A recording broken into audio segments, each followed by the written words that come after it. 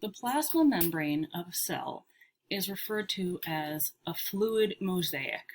We talked about the mosaic nature yesterday when we described the different types of proteins that can be embedded in the plasma membrane, as well as the other molecules such as cholesterol, glycolipids, and glycoproteins.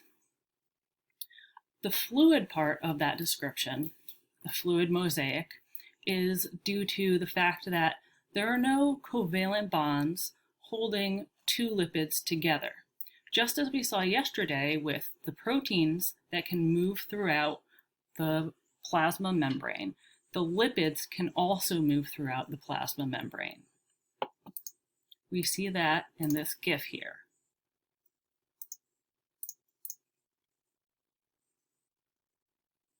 So here we see the tails moving. We also see that the entire membrane is moving up and down a bit. And in reality, the lipids would be moving within the part of the membrane or the leaf of the membrane where they are. So all these lipids on the top could also be moving what we describe as laterally, which means not flipping around, but just moving to the left or the right or the back. And these phospholipids on the bottom would be doing the same. So again, there are no covalent bonds holding each lipid to the other ones, but the structure of the membrane is held together because it is energetically favorable. And that can all be traced back to what we talked about in our first discussion of membranes, which is the hydrophobic and hydrophilic regions of these amphipathic phospholipids and the arrangement that provides them with the least contact with the types of molecules that they do not like, so to speak, to interact with. And we see an example of that here. So again, we see the two layers of the phospholipid membrane, and we're going to see what is called self-healing properties of the membrane or recovery of the membrane.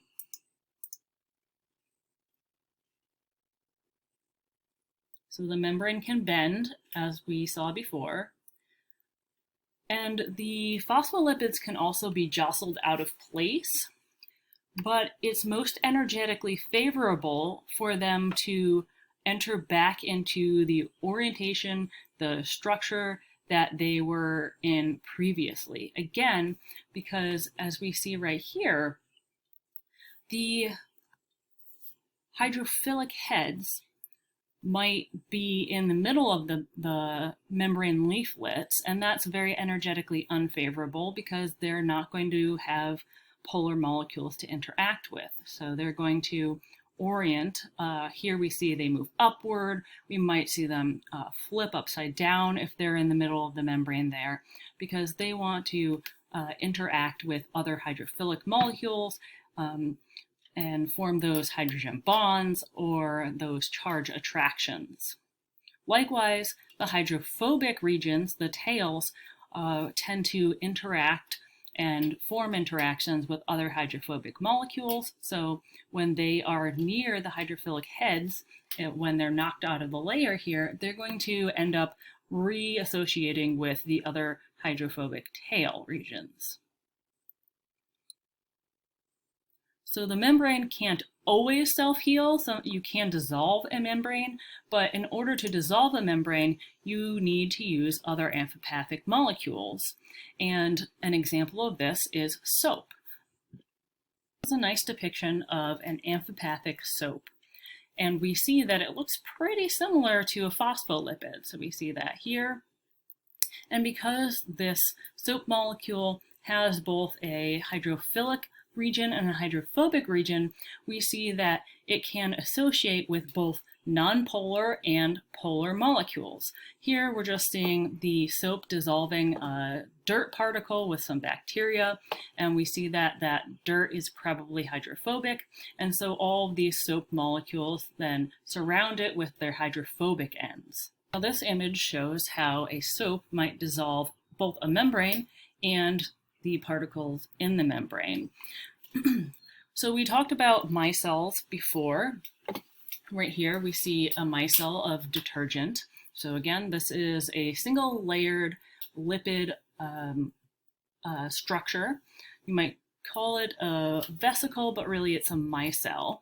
And this type of structure forms spontaneously.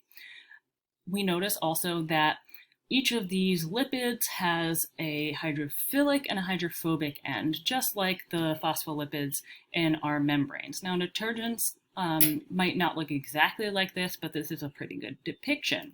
And we see that because the detergent or a soap has an amphipathic nature, just like our lipids in our cell membranes, they can associate with the lipids in the cell membrane and include them into the micelle.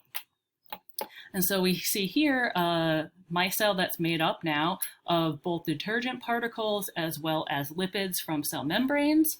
And in addition, because the detergents can associate with the properties of the proteins that are embedded in the cell membrane, then they could dissolve those too. And we see here that the detergent is interacting with this protein, and actually I have a little bit of an argument with this depiction, because if this were a transmembrane protein, we already discussed that the transmembrane protein would be hydrophilic on the two ends to interact with the hydrophilic head groups of the lipids, as well as the water that is outside and inside of the cell, and then the middle region would be hydrophobic. So I would argue that these detergent particles up at the top here and the bottom here should be turned around so that the head groups are associated with that portion of the protein. Otherwise, I think this depiction is pretty good, other than the spelling of micelle.